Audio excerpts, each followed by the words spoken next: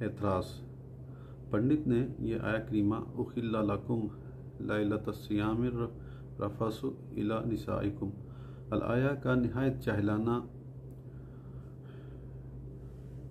مغلطہ ترجمہ لکھ کر اس پر انتہا درجے کا لغو اعتراض کیا ہے۔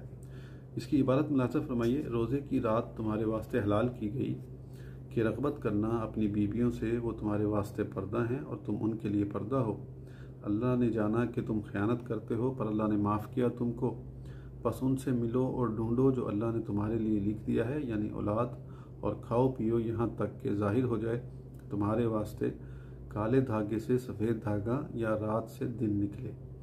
یہ پنڈت جی کا غلط ترجمہ تھا، اب آپ اس پر اعتراض لکھتے ہیں۔